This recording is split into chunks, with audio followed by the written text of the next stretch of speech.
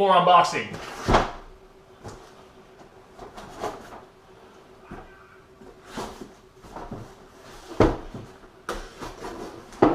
This time from carpkit.com.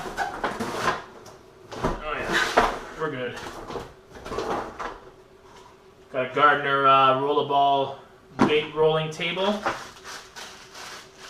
Got the commercial size. Boy. So I can start rolling up my own baits all winter long. That's a 10 mil. That's tiny. I'm gonna start with a 10 mil. Maybe I'll get a 24 mil in the future. That's super tiny and super large. Tiny baits keeps him busy in a small area. Big baits keeps him cruising, keeps him actively hunting. So we'll do a little bit of both of that stuff.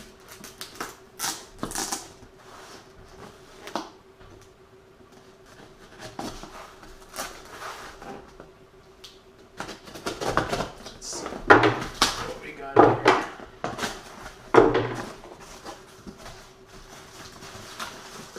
Ah, yes.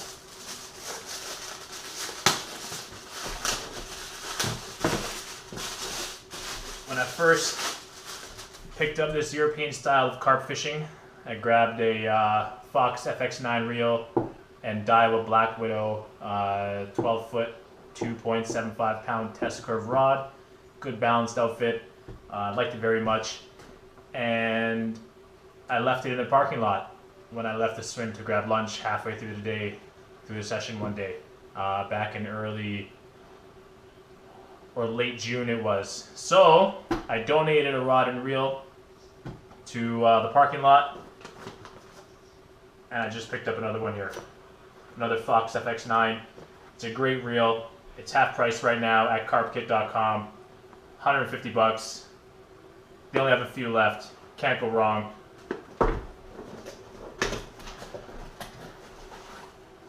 Comes with a spare spool, which I think is great. You can run fluoro or mono on one spool and braid on another, which is extremely important in the Great Lakes area. A lot of zebra mussels, a lot of rocks. The swims aren't all cleaned out like they are on the stocked UK lakes.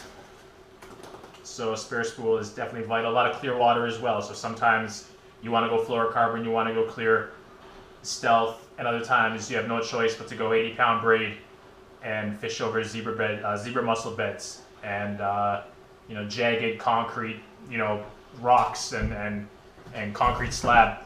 So that comes in handy. Good size reel. They call it a mini big pit. Not a massive beast, but good size.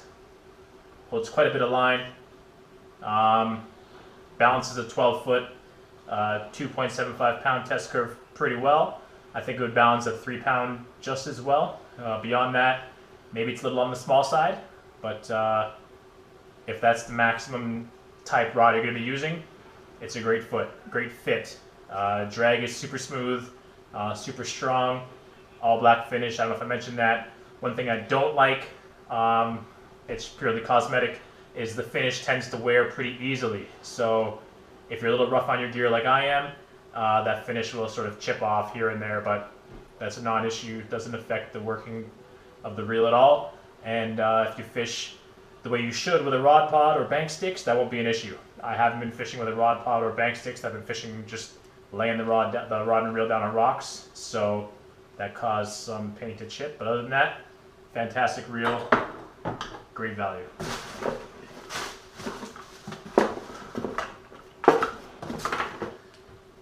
Speaking more about rolling my own boilies all winter, some CC Moore flavors here.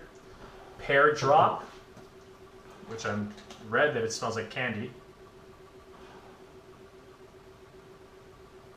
Yeah, it's got like a sour candy, obviously pear type scent. Alcohol based,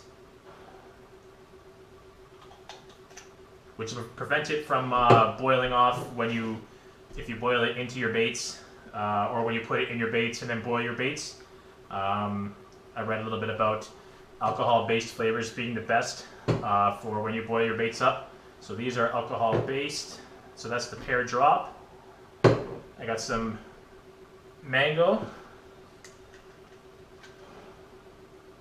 Oh yeah. Yep. Smells just like a mango. Little less alcohol-y, a little less powerful than the pear drop. A little more natural there. And then we got the banana. I'm going tropical.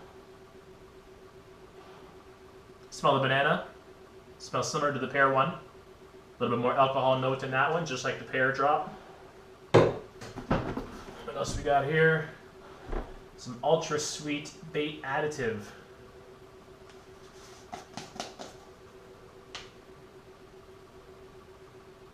Oh yeah.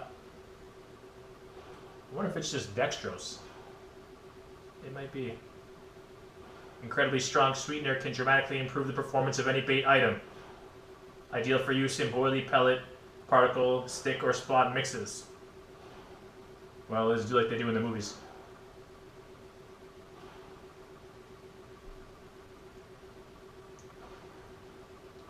Wow. Yep, that is sweet. That stuff's gonna be good. Little bitter aftertone there.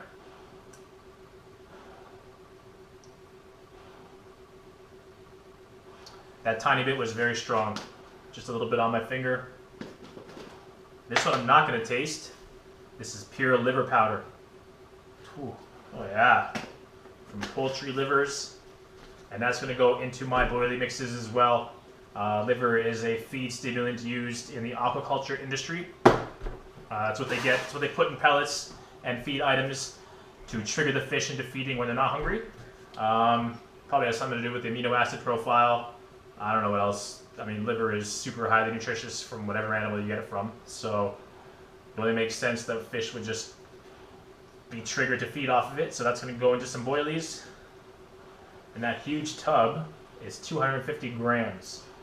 And apparently that'll last for several kilos of bait. You don't need to include too much of this stuff to get some punch out of it. So that's that. That's everything. 2 boxes down. And that's it. There's the Gardner Rolaball table once more. That's the full size. Hang on to that. Roll, roll, roll. Baits are done. So I'm going to set that up. I've got my base mixes all ready to go. Got flavors ready to go. Sweetener, liver powder. It's rolling time. Take it easy, guys, and I'll see you next time for a few more items coming in. And after that, we'll start rolling.